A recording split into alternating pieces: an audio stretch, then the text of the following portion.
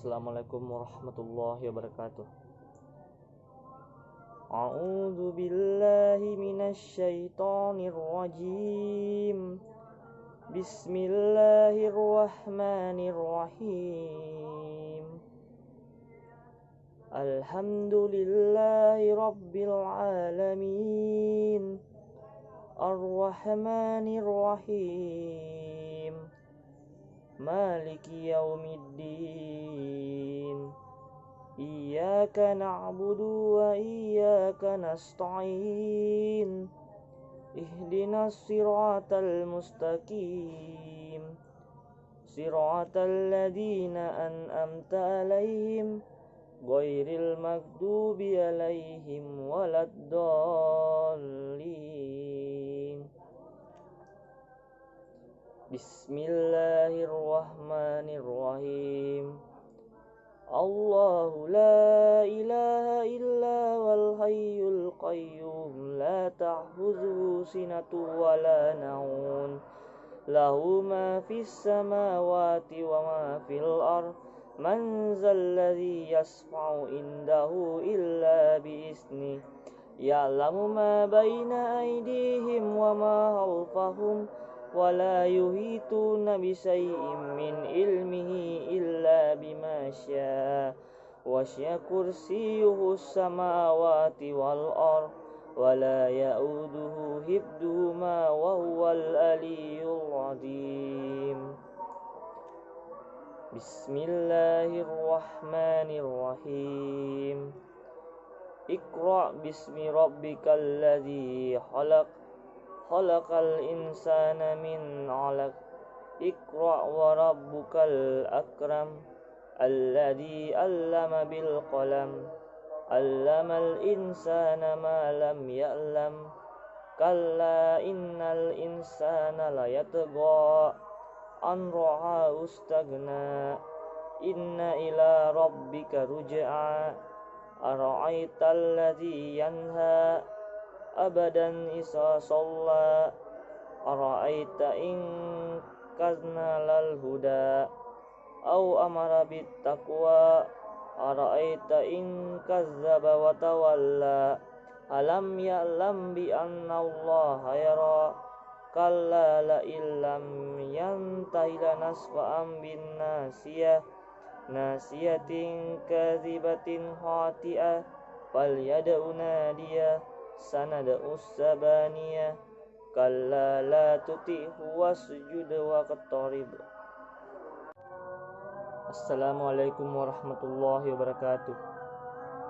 Baiklah, pada kesempatan kali ini saya akan menjelaskan 3 buah ayat. Yang pertama mengenai ilmu pengetahuan, dan yang kedua mengenai pendidikan, dan yang terakhir itu adalah mengenai sejarah. Yang pertama saya akan membahas ayat mengenai pengetahuan. Allah Subhanahu wa ta'ala berfirman pada surah At-Taha ayat 114 yang berbunyi, wa ta'allahul malikul haqq wa la ta'jal bil qur'ani min qabli ay yahuda alaika wahyuhu wa qur rabbi zidni ilma, yang artinya, maka Maha Tinggi Allah, Raja yang sebenarnya, dan janganlah kamu tergesa-gesa membaca Al-Quran sebelum disempurnakan mewahyukannya kepadamu. Dan katakanlah, ya Tuhanku, tambahkanlah kepadaku ilmu pengetahuan. Di dalam surah ini, membaca Al-Quran juga termasuk ke dalam ibadah yang paling utama antara ibadah yang lainnya. Tidak heran keutamaan Al-Quran bisa dikategorikan secara umum maupun secara khusus, dan juga jelas dan tidak tergesa-gesa, sebagaimana sudah diriwayatkan oleh An-Nu'man ibn Bashir.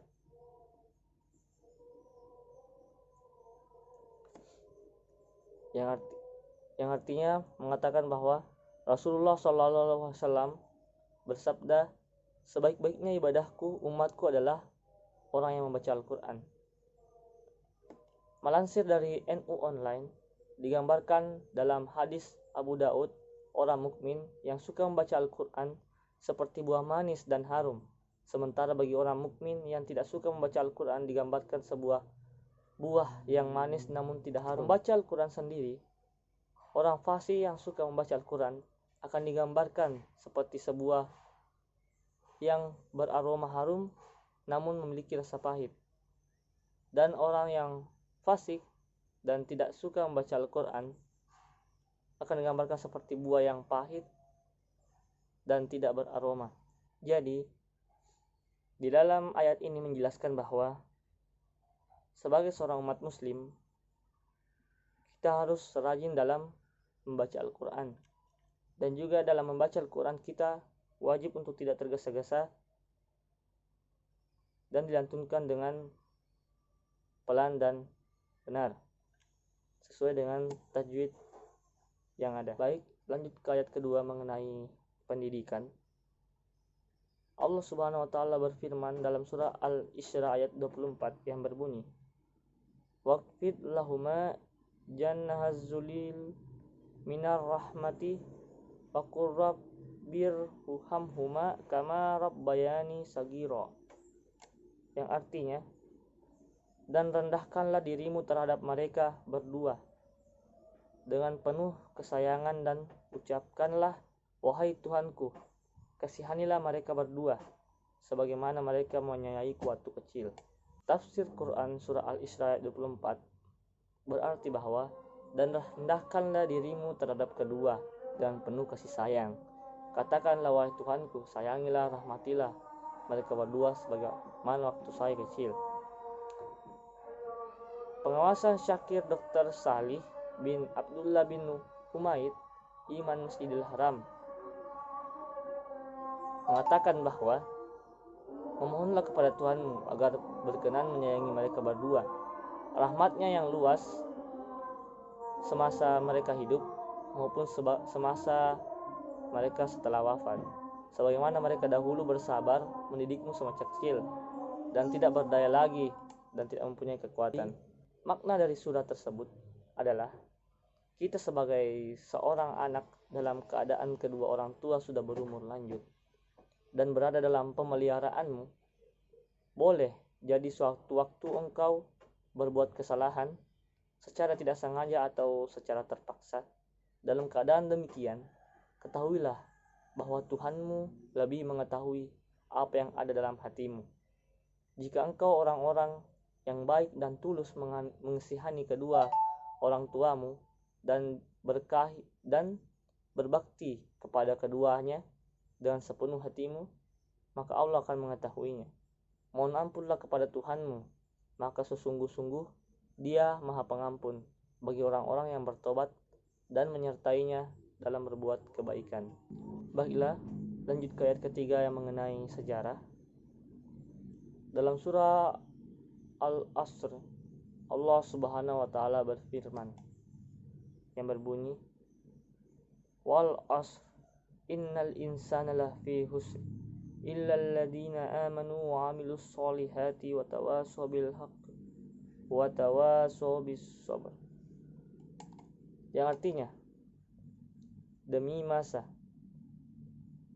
sesungguhnya manusia itu benar-benar berada dalam kerugian kecuali orang-orang yang beriman, mengerjakan amal shalih, saling menasihati supaya menaati kebenaran, yang saling menasihati supaya menetapi kesabaran.